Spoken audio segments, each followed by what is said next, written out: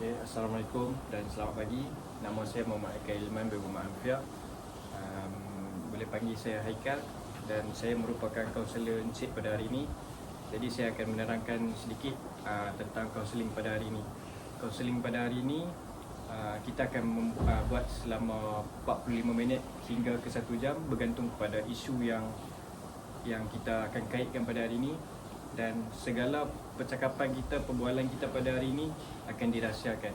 Jadi saya minta Encik boleh kenalkan diri dan latar belakang Encik. Okey, Assalamualaikum. Nama saya Muhammad Mahfuz Nabi Adnan. Saya berasal daripada Kedah. Saya salah seorang anak sulung daripada 2 beradik. Okay, mak saya berasal daripada Perak, ayah saya berasal daripada Perlis. So jadi perjumpaan kita pada kali ini, apa yang Encik nak ceritakan ataupun nak share dengan saya? Okey, first kali yang saya akan ceritakan adalah dari segi latar belakang saya sendiri dan apa yang pernah saya hadapi dan cabaran untuk saya berubah. Dan yang akhir sekali adalah apa yang membuatkan saya berubah. Okay. Encik boleh start cerita dengan saya ataupun Encik boleh kongsi sedikit apa yang Encik nak kongsikan? Okey, untuk yang first kali latar belakang saya ni sekolah dekat sekolah rendah daripada darjah 1 sampai darjah 6, sekolah Fire Community dekat Jitra Kedah. Darjah 1 sampailah umur 20 saya di sekolah Sekolah Malaysia Faham. Okey, untuk darjah 1 sampai darjah 6 ni saya pernah menghadapi pelbagai cabaran. First kali masa saya darjah 2, cikgu memang tak suka saya atas sebab saya ni buas. Biasa budak-budak kan, buas. Tapi ada satu cikgu ni, dia pernah bertanya kepada saya apa cita-cita saya. Dia tanya cita-cita saya apa, saya akan jawab, saya jawab cita-cita saya nak jadi seorang doktor haiwan. Dan cikgu tu terus potong, dia cakap macam ni ke nak jadi doktor haiwan, kena panggil macam ni. So masa tu saya dah down lah, start daripada darjah 2, darjah 3, darjah 4, darjah 5, darjah 6. Saya beranggapan semua orang takkan support apa saya buat. Yang saya percaya mak yang saya dengan family saya yang lain-lain. Itu membuatkan saya rasa cikgu bukanlah satu pendidik yang bagus. Kadang-kadang ada cikgu yang teruk dan ada yang cikgu yang bagus. Cuma saya masa zaman saya jumpa cikgu yang tak bagus. Dia dah buat saya rasa down daripada situ. So masa darjah 4, 5, 6 saya pernah try main untuk bola sepak, bola baling dengan rugby. Okay, untuk bola sepak ni saya pernah turun padang, turun dan kali tak dapat. Atas sebab apa? Atas satu kroni lah. Itu membuatkan saya lagi tak percaya dengan cikgu kat situ. Dan akhir sekali cikgu tu pun bawa saya sebab ada orang atasan yang suruh. Dia kata budak ni training rajin, bagus, kenapa tak bawa? Saya pergi main dan saya dapat selection untuk wakil Kedah Nissan. So dapat just wakil je lah untuk sekolah. Dan bola baling alhamdulillah performance saya kat situ baik lah bola baling. Sampai beliau wakil daerah main Kubang Wasu. And setakat tu dia tak dapat wakil Kedah. Untuk yang darjah 6 rugby cancel sebab cikgu tu dah malas.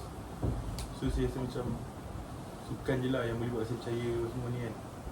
Satu masa darjah 6 tu ada satu program KID nama dia. KID tu beranggi lah, pergi ke Bukit Jalil apa semua untuk selection. First tu profile dah bagi semua dah habis. Dekat ujung tahun tak dapat sebenarnya. Mak saya call dekat coach tu kata tak dapat. Tapi bila masa dah buka tarikh tu KPM hantar surat kat rumah. So coach tu pun terkejut dan mak saya pun terkejut. So ayah saya call. Masa tu baju semua dah beli, baju sekolah untuk tahun tengah dah beli semua. Tapi ni dapat sekolah sukan kan, sekolah sukan Malaysia. Rupanya sekolah sukan Malaysia dengan sekolah sukan menengah masa tu tak sama. Kalau sekolah sukan Malaysia dia just pakai seluar hitam, Kalau sekolah menengah biasa pakai seluar hijau, baju doang tu. So ayah saya tanya nak pergi ke tak. So kat situ saya dah ambil cabaran untuk pergi. Tapi saya masih dalam kat itu saya tak percaya lagi kat orang lain kan. So saya dah masuk ke sekolah sukan. Masuk ke sukan ni saya dah ada lah macam-macam coach ni cakap kenapa dapat masuk, dia tanya sendiri. So macam kat situ saya dah down sebenarnya. Tapi saya buktikan lah, form 1, form 3 tu saya dah dalam top, dapat main untuk wakil Kedah semua. Masa form 3 tu pun saya ada banyak masalah. Orang cakap saya buat, saya pernah tampar perempuan. Dia katakan sebab orang yang cakap pasal kita dah tahan panas. So itulah hakikat dia, masa budak-budak kan.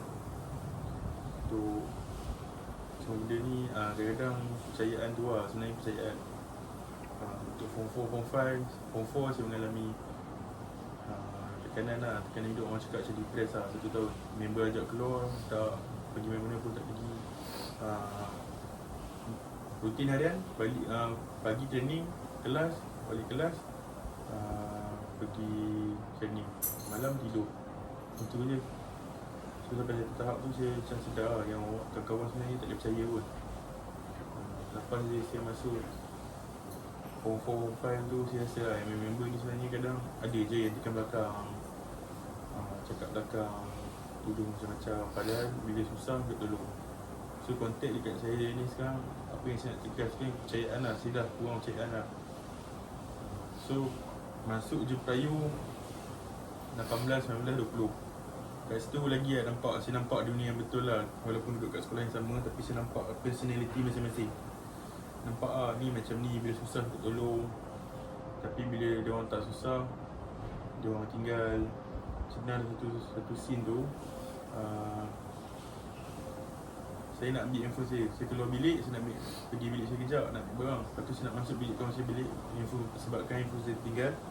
Dia orang kunci pintu, and saya ketuk dengan suara, tapi dia orang tak buka sebab dia orang tengah makan. Tapi dia orang tipu. Lepas tu tiba-tiba dalam masa yang sama dia orang diam. Bila saya dah tengok dia orang pergi makan, dia orang tipu saya. Okay. Untuk yang sekarang lah, sekarang dekat universiti kan, saya rasa kat universiti saya dah jumpa lah orang-orang yang saya boleh percaya lah. Kawan circle sini yang saya percaya. Dan ada kawan saya tanya, yang sekolah lama saya tanya kenapa nak lari daripada yang lama kan. Cakap lah, tak boleh percaya yang lama. Banyak yang tikam, banyak yang tipu, semua benda. Itu lah. So jadi awak ada mention pasal kepercayaan kepada kawan tadi kan. So saya nak tanya, adakah ketika waktu awak sekolah di sekolah Malaysia tu, adakah awak sekarang ni masih rapat dengan kawan-kawan yang lama tu ataupun macam mana? Boleh cerita sikit. Okay. Untuk yang tuan tanya tu, hakikatnya sebenarnya tak rapat pun. Ada beberapa orang je rapat. 1, 2, 3, 4 orang ni lah yang saya percaya. Yang selebihnya saya tak percaya sebab saya tahu dia orang pernah tikam belakang saya.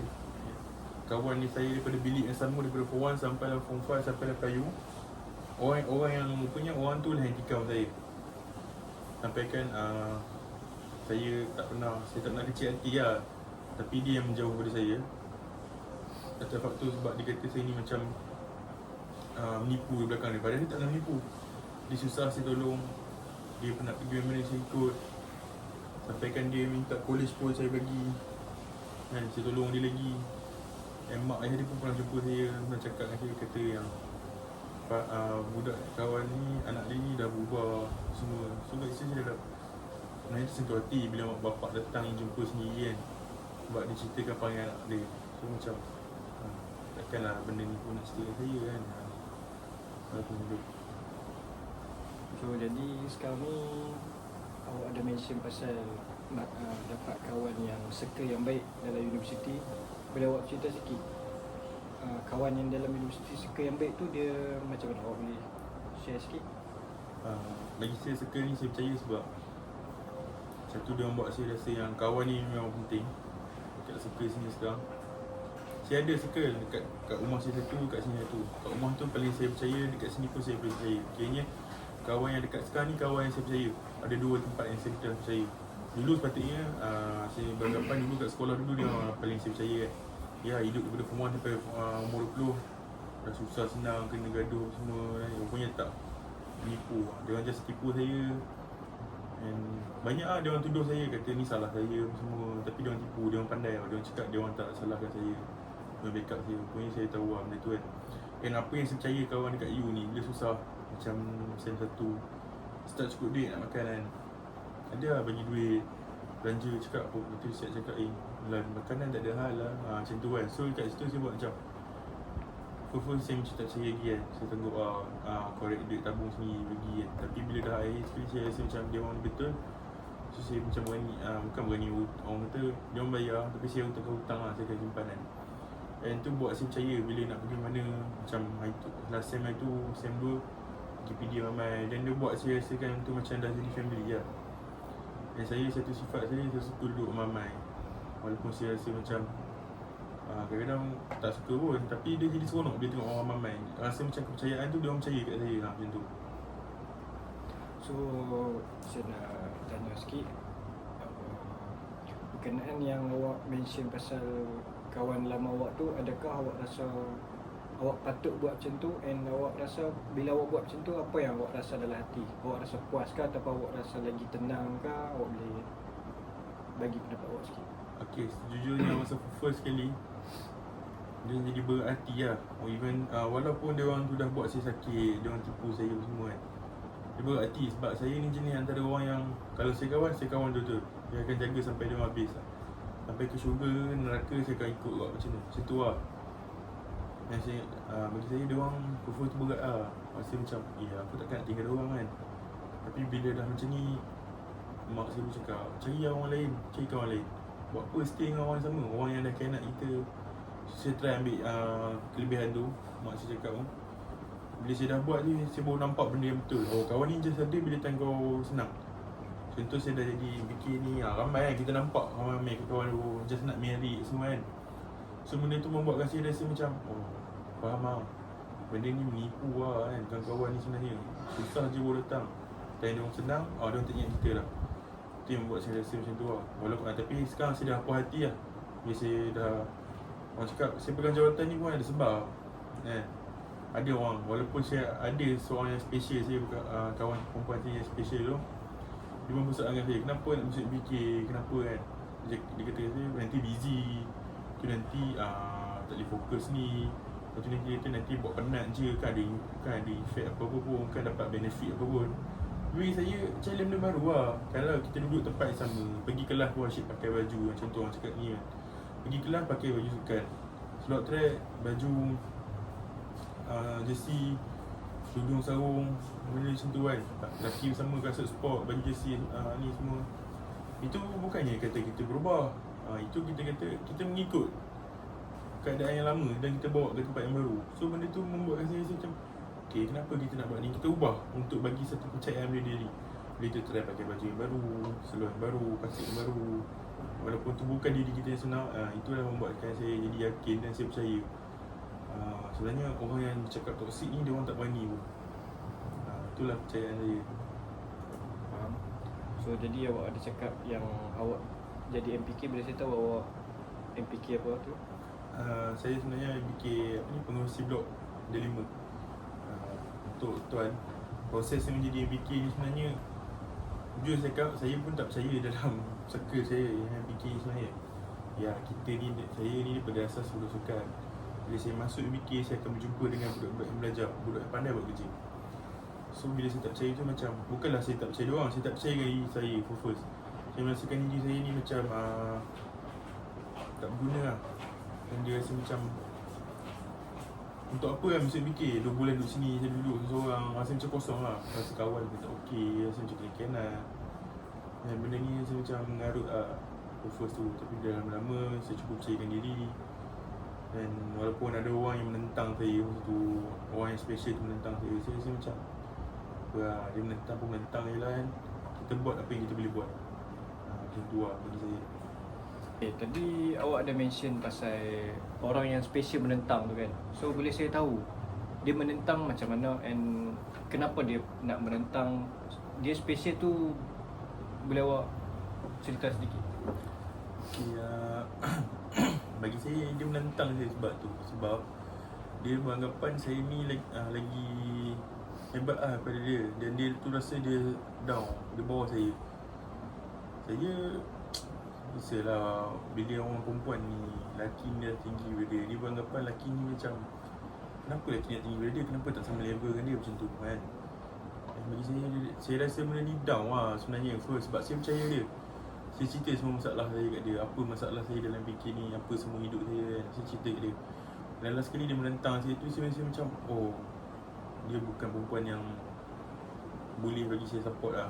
Dalam situasi mana pun, bila jumpa dia pun, dia kadang-kadang muka masam, tek muka kan. Saya macam, kenapa kan, mempersoalkan diri walaupun saya tak tanya dia. Saya mempersoalkan diri saya. Untuk tuan, saya cerita, proses saya nak dapatkan dia, hati dia ni selama Form 4, Form 5. Form 4 tu saya baru kenal dia. Saya kenal dia pun sebab game. Tu pun saya tak approach dia lagi. Saya minat dia dalam diam. Form 4, Form 5, 18, 19, 20, 21. Okay, dalam 6 tahun ni, kayaknya masa saya umur 18, 19, 20, saya kenal dia dekat sekolah. Dan saya tahu apa background dia macam ni kan. Masa saya umur 21 baru saya berani. Kayaknya awal lagi lah kan.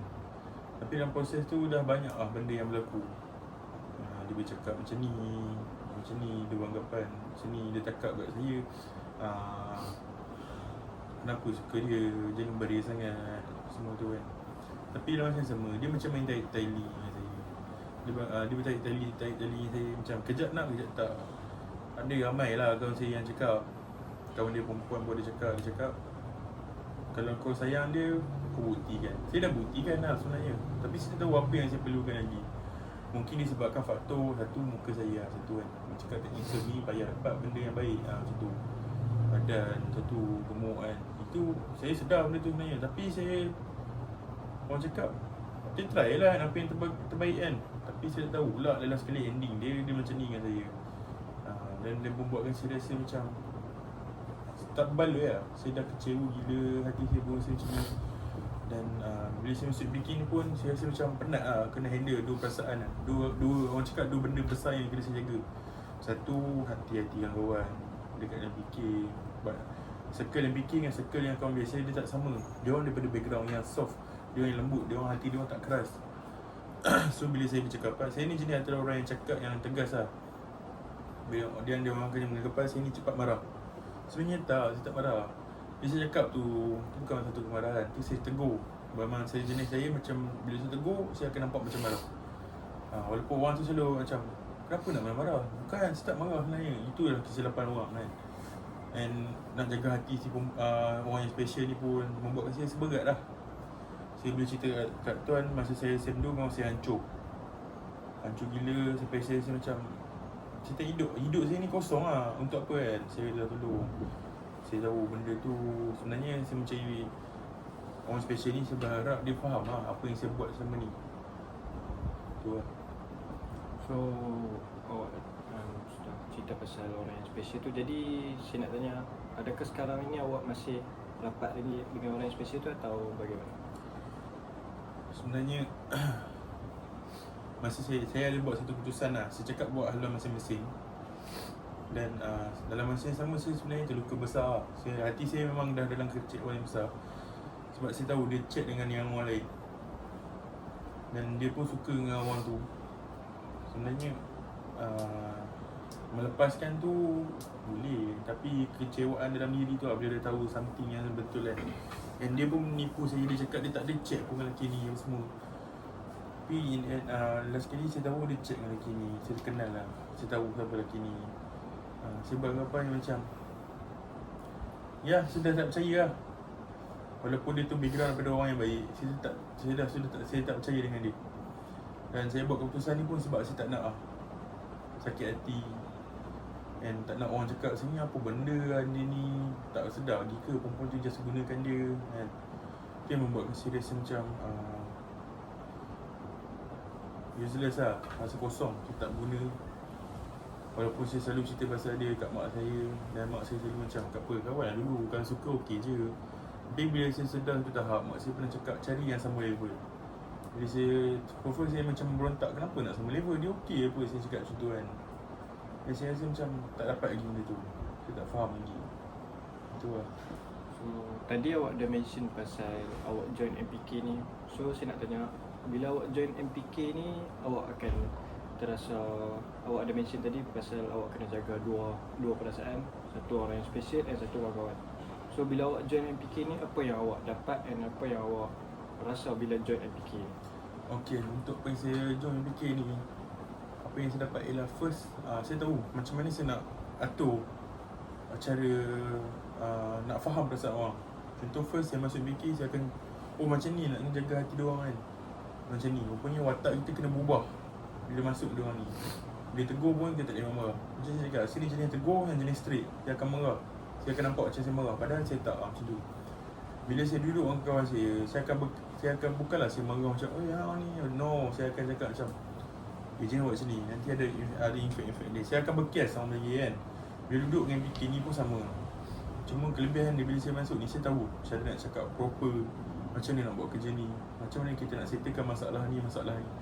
Untuk pengetahuan tuan, bila saya duduk jadi pengurusi blok ni, macam-macam masalah dia akan timbul. Macam-macam masalah perangai orang kita akan jumpa. First, saya pernah jumpa yang ni memang satu benda yang kelakar bagi saya. Macam dia ada masalah dengan family dia, dia buat perangai dekat sini. Dia ubah perangai dia dekat sini. Saya cakap, kenapa nak ubah? Yes, nak ubah ke arah kebaikan tu tak ada masalah.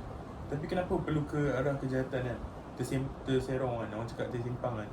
Kenapa? Saya boleh guide. Saya cakap, duduk sini, duduk dengan aku, duduk kawan dengan aku, kawan aku. Even though kita orang ni nampak je macam buah, tapi tak, kita tak buat benda-benda yang buruk kan. Saya beranggapan ni macam budak ni dia perlu satu cakap pendorong lah. Bila dah masuk uni, orang cakap senang cerita, banyaklah jalan-jalan yang ke kiri pun terbuka kan. And alhamdulillah apa yang saya cakap, circle kawan MBK, kawan ni dua-dua bagus. Tapi hati saya masih tetap dekat kawan saya yang bukan MBK ni. Saya cakap, even though MBK ni banyak yang supporting, tapi kita tak tahu kat belakang adakah dia orang support ataupun dia mengutuk kan. Kita tak tahu. Tapi bila saya duduk dengan kawan saya yang bukan MBK ni, saya tahu belakang ke depan ke dia orang puji, tak apa. Dia orang nak kutuk depan-depan pun saya terima. Sebab benda tu betul. Bila dia orang kutuk depan-depan, kita tahu kesalahan kita. Contoh, kita buat salah ni, Nan, kau pahal ni buat hal macam ni. Okay, kita tahu itu kesalahan kita. Tapi bila bercakap di belakang, itu akan membuatkan kita rasa macam, apa nak cakap belakang? Tegur depan-depan, bagi tahu itu. Walaupun benda tu pedih dengar, bagi tahu. Itu hakikat dia sebenarnya. Terima kasih atas perkongsian. Dan bagi saya rasa awak buat keputusan yang betul. Bila awak cerita pasal Form 1 dan Form 5 tadi, awak dalam circle yang negatif lah sebenarnya, betul. So awak dah keluar dari circle tu, and bila awak masuk U, awak dapat circle yang alhamdulillah awak cakap lagi better and lagi positif. And bila awak masuk U, awak join MPK, saya rasa itu adalah satu benda yang positif. Sebab awak dari sekolah sukan, so kalau istilahnya sekolah-sekolah ni budak-budak atlet lah, betul. So bila awak atlet, selalunya kalau bagi pandangan saya pun, atlet ni jarang nak join program-program yang macam benda-benda yang kita tak pernah buat. So bagi saya respect, and awak boleh keluar dari zone yang selesa tu. And lagi satu, awak cakap awak boleh handle dua perasaan dalam masa yang sama, and orang yang special tu and kawan-kawan awak.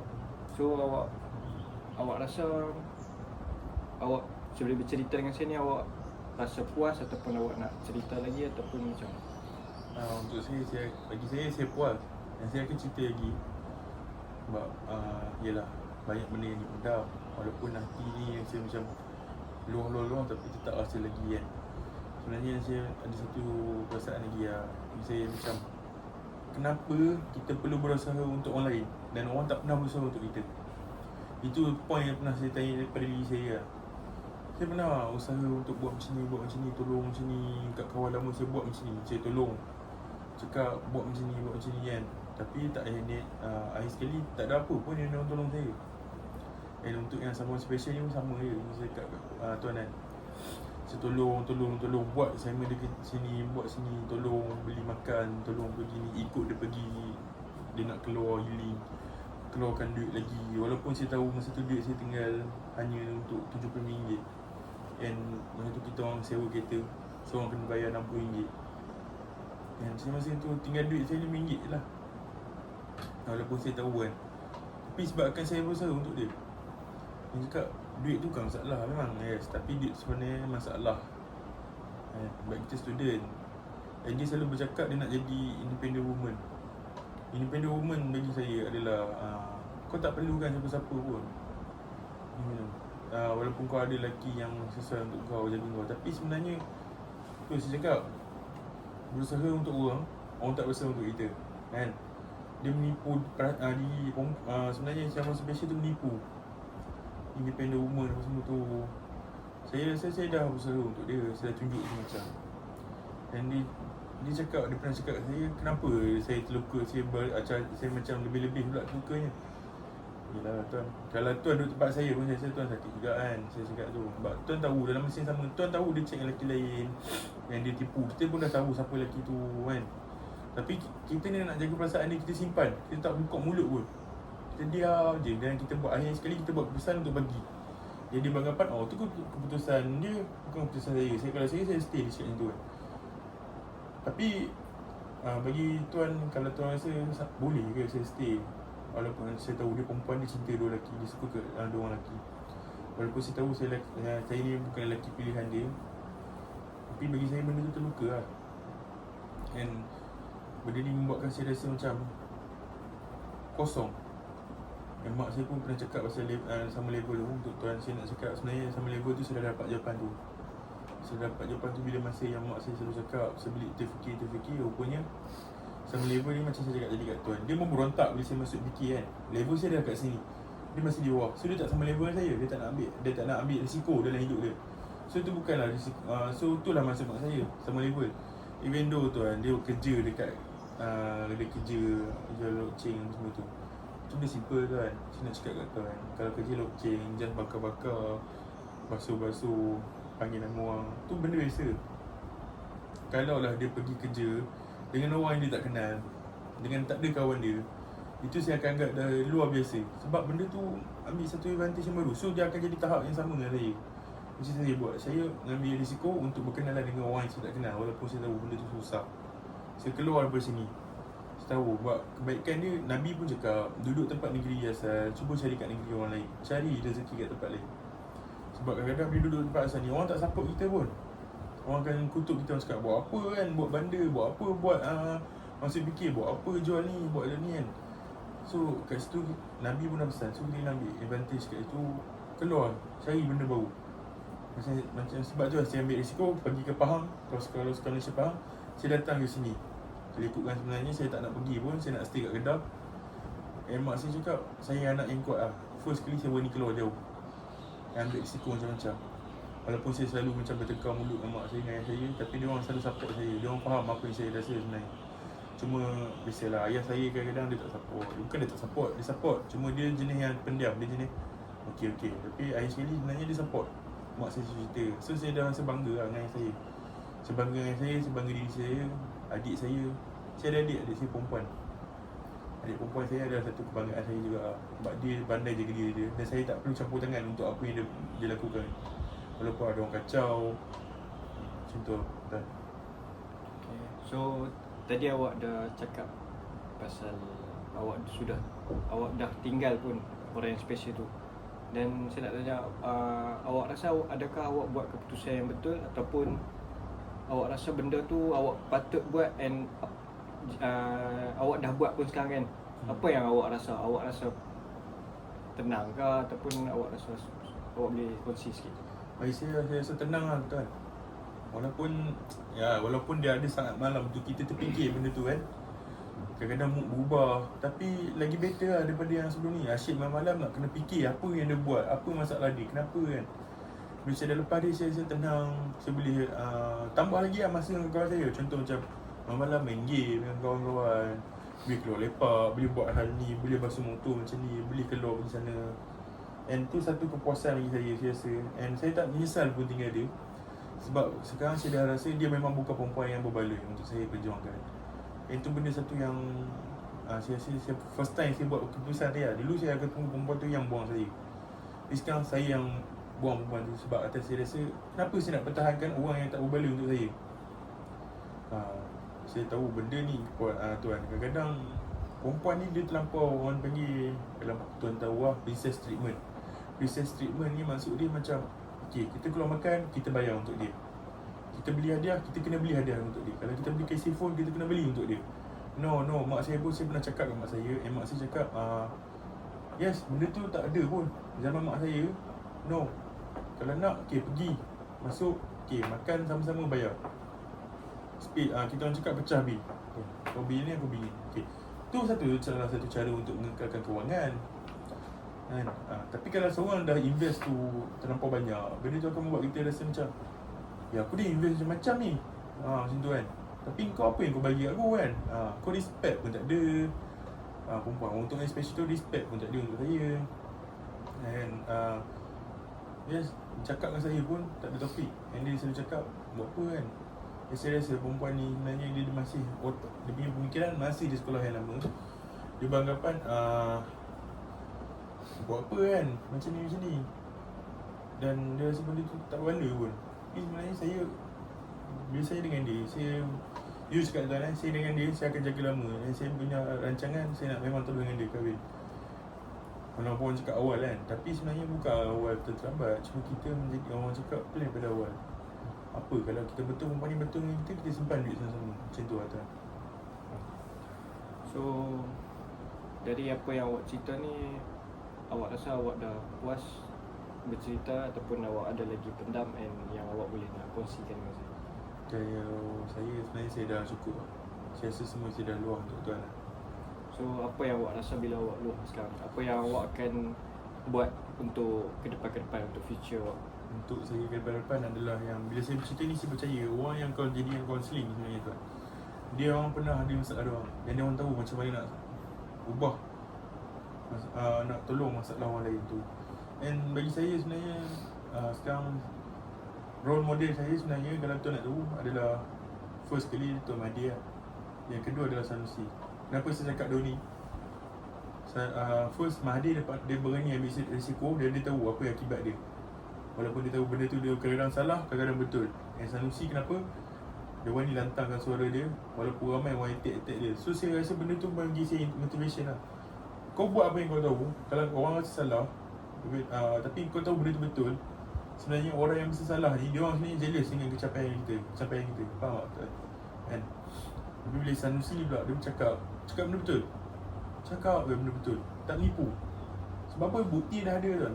Okay, macam kita tengok macam tu, yang kita tahu kat Kedah sedang maju macam tu. Tu bagi saya, dia orang adalah role model saya lah, dua orang tu, Mahathir, Sanusi. Tu lah. Okay, awak ada mention pasal role model tadi. Boleh saya tahu kenapa awak memilih Sanusi dan Mahathir sebagai role model awak? And awak boleh share sikit? Untuk saya, Mahathir otak dia memang orang cakap cerdas lah, bijak, dia pandai cakap. And dia lantang suara dekat worldwide, yang satu dunia kenal dia. Kalau tuan nak tahu, masa yang kita kat Malaysia ni sebenarnya jalan dekat highway Lebuh Raya Utara tu, Utara ke Selatan, sebenarnya dulu dia orang rancangan nak buat dua. Dia buat dan dia bercadang, kenapa kita perlu buat dua, kita kena buat tiga. Ke depan akan jadi. And Mahathir adalah satu orang cakap bapak kemadinan lah. Bagus dia tengok Malaysia naik zaman dia. And Sanusi bagi saya, dia berjuang bukan atas nama, bukan nak orang cakap dia berjuang atas untuk naikkan nama dia. Dia nak naikkan negeri dia sendiri. And orang-orang kampung dia, kalau tuan tengok dekat dia tengok, dia turun angkat kayu balak, turun main futsal, main bola dengan rakyat-rakyat dia. Itu membuatkan orang rasa Sanusi ni antara satu role model yang bagus. Bagi saya, anak-anak muda pun support dia. Dia faham apa anak muda sekarang nak. Bukanlah anak muda tak nak pun, bukanlah orang cakap anak muda ni high demand tau tuan. Sebenarnya anak muda macam kita ni, macam saya ni, saya beranggapan kita perlukan orang politik yang faham macam anak muda nak apa. Okay, nak merempit, kita buat satu litar. Sanusi faham benda tu. And dia pun pernah cadangan untuk kat Sungai Petani buat satu. And apa lagi, naikkan kemajuan kat negeri Kedah. Sebab kita tahu Kedah ni antara salah satu negeri yang tertua di Malaysia, betul. And kawasan jajahan dia pun dulu besar. And kita tahu Kedah juga pernah jadi kawasan yang cakap ada kemiskinan, ada kekayaan. And Sanusi nak bagi semua sama rata. Dekat kampung dia pun dia naikkan nama, dekat negeri yang dekat tempat daerah yang kaya pun dia bagi naikkan nama. Cuma dia akan bagi sama level. Itu yang membuat saya rasa dia orang ni antara role model yang bagi saya bagus lah. And Mahathir pun antara salah satu seorang anak jati negeri Kedah untuk All Star. And Sanusi adalah Sikh untuk tuan. So kalau boleh saya share juga, saya pun role model saya pun adalah Sanusi. Sebab bagi saya nampak dia memang seorang yang jujur and memang dia pegang dengan amanah dia. Itulah yang saya boleh share. Betul. So jadi ada apa-apa lagi awak nak kongsikan ataupun awak nak share feedback awak berkenaan counselling ini, bila awak dah lepaskan semua benda, apa yang awak rasa, and awak boleh share sikit. Okay, feedback saya sebagai orang yang tuan counselling kan, bagi saya bagus benda ni. Kadang-kadang kita tak tahu orang tu pendam apa, kita perlu dengar. Seorang yang macam saya perlukan seorang pendengar yang macam cakap dia tahu nak solvekan masalah macam ni. So benda tu membuat saya rasa macam alhamdulillah lah, bila tuan buat saya macam ni kan, panggil saya untuk counselling. Saya rasa benda tu meluahkan semua perasaan saya. Dan terima kasih untuk tuan sebab sanggup dengan cerita saya walaupun tak berapa yang indah orang cakap. Sekian yang terima kasih lah. Okay. So sekali lagi saya tegaskan kat sini, perbualan kita ini akan dirahsiakan, and segala perbualan ataupun kita bersembang ni kita takkan bocor pada siapa-siapa. And saya ucapkan terima kasih kerana sudi bagi masa dekat saya, and kita akan berjumpa ke lain hari. Jikalau Cik ada apa-apa masalah, boleh contact saya and kita boleh membuat sesi yang lain. Okay.